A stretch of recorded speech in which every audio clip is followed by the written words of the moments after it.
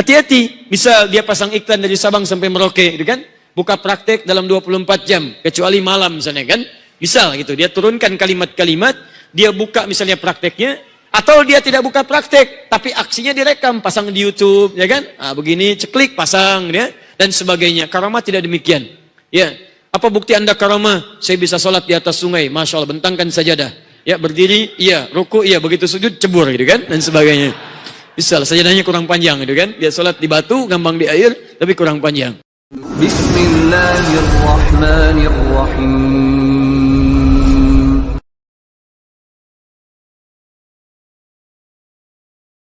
Anda mesti bedakan antara karamah dengan praktek perdukunan. Pernah dengar karamah? Apa bedanya karamah dengan mukjizat? Sudah tidak usah mengarang. Kalau tidak tahu katakan. Ya, gini. Kalau mukjizat itu karunia yang Allah anugerahkan pada para nabi dan rasul, dan sifatnya harus ditampakkan, diinformasikan, ditampilkan sebagai bukti kenabian dan kerasulan yang dimaksudkan. Harus diketahui. Jadi ketika seorang mengaku sebagai rasul, apa mukjizatnya? Makanya ketika Allah utus seorang rasul, disertakan dengan kerasulan itu, misi kerasulannya, mukjizat yang menguatkan kerasulannya. Nabi Muhammad punya mukjizat sallallahu alaihi wasallam. Nabi Isa disebutkan mukjizatnya. Nabi Musa disebutkan mukjizatnya. Nabi Saleh disebutkan mukjizatnya. Jadi mukjizat mesti ditampakkan li ifadatil i'jaz, untuk memberikan maslahat, melemahkan orang yang akan menolak misi kerasulannya. Tapi kalau karamah itu diberikan oleh Allah Subhanahu wa taala pada hamba yang saleh, dia bukan masuk kategori nabi, bukan pula rasul, dan tidak ditampakkan oleh yang bersangkutan. Uniknya diketahui kadang-kadang setelah yang bersangkutan wafat, baru ketahuan karamahnya. Jadi dia tidak pasang papan iklan. Hati-hati, misal dia pasang iklan dari Sabang sampai Merauke, gitu kan? Buka praktek dalam 24 jam, kecuali malam misalnya kan?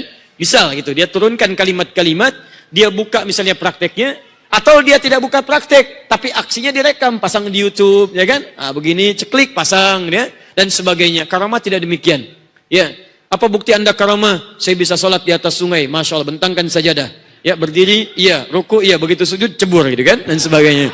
Misal, sajadahnya kurang panjang, gitu kan? Dia sholat di batu, gampang di air, tapi kurang panjang. Quran surah ke-72 ayat yang ke-6. Wa annahu kana rijalun minal insi ya'udzuuna birijalin minal jinni fazaduhum rahaqa. Dan sungguh kalian mesti tahu, kata Allah, dulu ada banyak orang yang sering memanfaatkan jin. Minta ke jin. Ngasih sesajen, ya. Ngasih ini, ngasih itu, ada yang korban. Ada yang korban dengan darah. Bahkan tidak sedikit dulu-dulu itu ada yang mengorbankan manusia juga. Anak sendiri dikorbankan. Istri sendiri korbankan. Untuk apa? Untuk mendapatkan bagian dunia yang mungkin sendiri tidak diraih ya. Habis saja. Pengen jabatan. Potong misalnya kerbau, kepala dikasihkan, macam-macam. Jabatan begitu dapat, meninggal. Dan wafat dalam keadaan musyrik. Musyrik. Kata Allah sudah terjadi pada zaman dulu, turun ayatnya supaya nggak dilakukan. Fazaduhum rahaqa. Kamu menyesal karena kamu semakin rugi. Karena kenapa? Jin itu kalau sudah diberikan bagiannya oleh manusia, maka dia akan mengejar selama hidup Anda. Dan tidak mudah mengeluarkannya, akan dikejar Anda. Kejar. Dan terus nuntut, apalagi kalau sudah bikin perjanjian. Ya, perjanjian dengan setan, dibikin sinetron lagi. Jadi tontonannya nggak benar gitu kan. Itu yang bahaya. Terus diajarin lagi. Sekarang ini banyak edukasi-edukasi yang hilang. Gitu. Dulu tuh banyak TV-TV tuh cerdas cermat, pelajaran fisika, matematika. Sekarang acaranya sudah nggak jelas gitu. Coba kita berikanlah tayangan yang baik-baik. Saya juga sarankan ya artis-artis coba bertakwa kepada Allah lah. Disab. Dan peluang dosanya banyak. Anda menunjukkan pada yang salah aja. Ya. Anda itu misalnya fashion, endorse sesuatu, nampil auratnya nampak, dipakai orang, kena bagiannya. Kena dosanya. Anda misalnya praktekkan jilbab dipakai orang juga, dapat bagian pahalanya.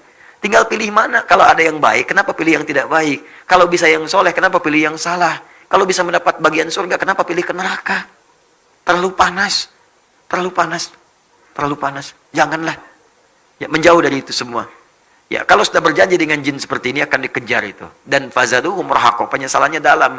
Karena kalau sudah berjanji dengan jin, bukan cuma dia nanti yang sulit, keluarganya ikut susah. Bagaimana kalau dia berumah tangga? Bagaimana kalau dia punya anak? Ikutan susah. Bisa dikorbankan tuh. Lama-lama kemudian bisa wafat juga karena perbuatan jin. Ajalnya memang tiba. Tapi sebabnya apa? Sebab karena maksiat orang tuanya. Menjauh dari yang seperti ini bahaya. Bahaya. Allah sudah sampaikan amalan soleh. Bangun malam tahajud. Ada jaminan di situ untuk karir. Ada. Quran surah 17 ayat 79 sampai 81. Wa minal laili fatahajjad bi. Sementara malam bangun untuk tahajud. Nafilatal lak. Memang itu sunnah. Tapi kalau bisa dikerjakan, asa ayyab'atsaka rabbuka maqaman mahmuda. Nanti Allah akan angkat Anda di tempat yang terbaik. Karir Anda kalau kerja, karir yang terbaik. Yang bagus.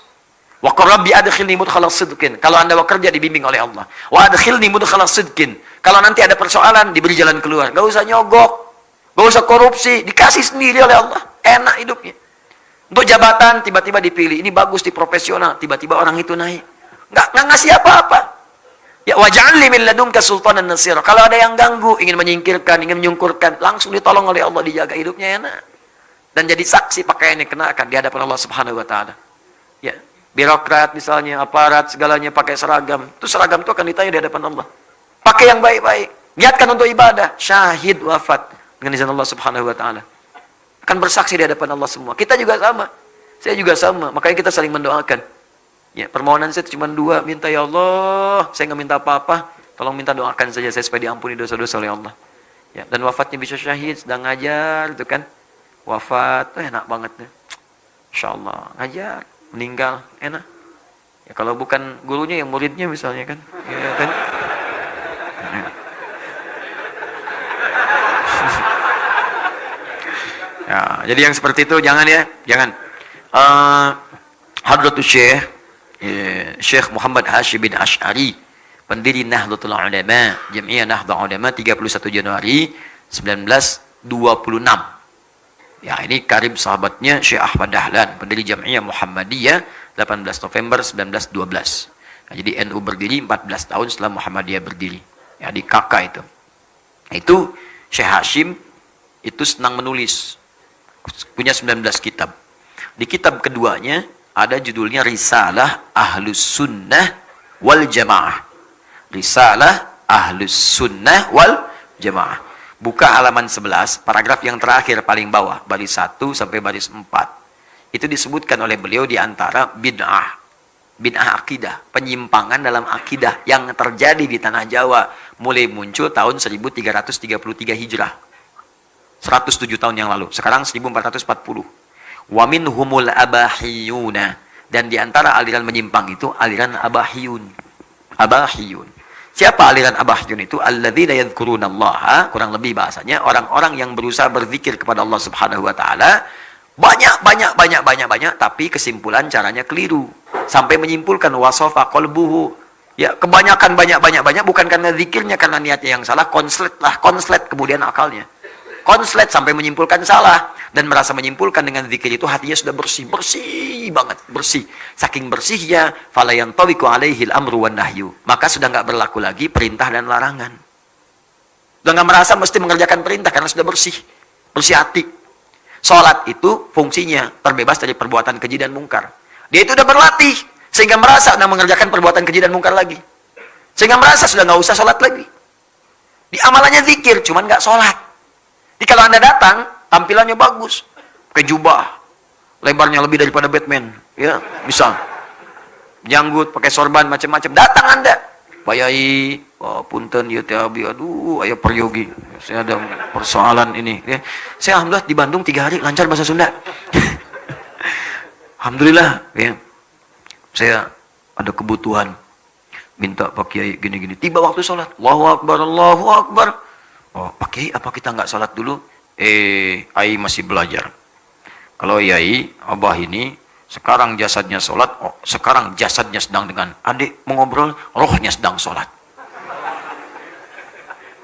Itu kata beliau, kata Syekh Hashim, sesat. Sesat, jangan diikuti.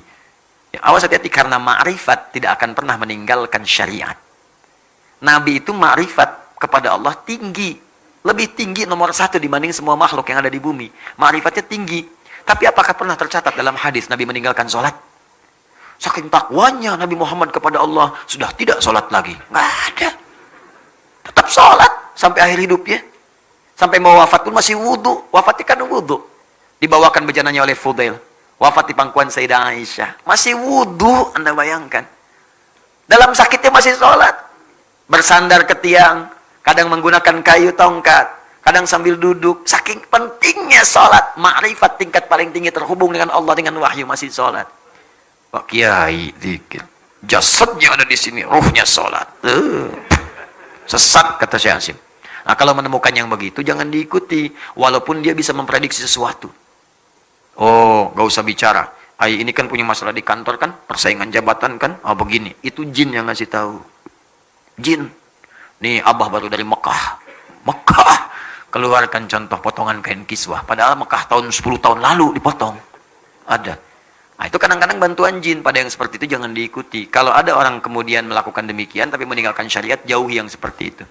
Saya pernah orang liberal itu pengen ngajak diskusi pada saya.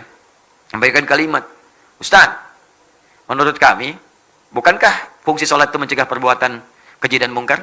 Ya, inna salata tanha anil fahsyai wal mungkar. Maaf, bagi kami sudah bisa mencegah perbuatan keji dan mungkar, sudah nggak usah sholat lagi kan? Jalan berpikir orang liberal tuh. Hati-hati dengan logika seperti ini. Sholat itu berfungsi mencegah perbuatan keji dan mungkar. Berarti kalau kita sudah menahan diri bisa mencegah perbuatan keji dan mungkar, gak usah sholat lagi kan?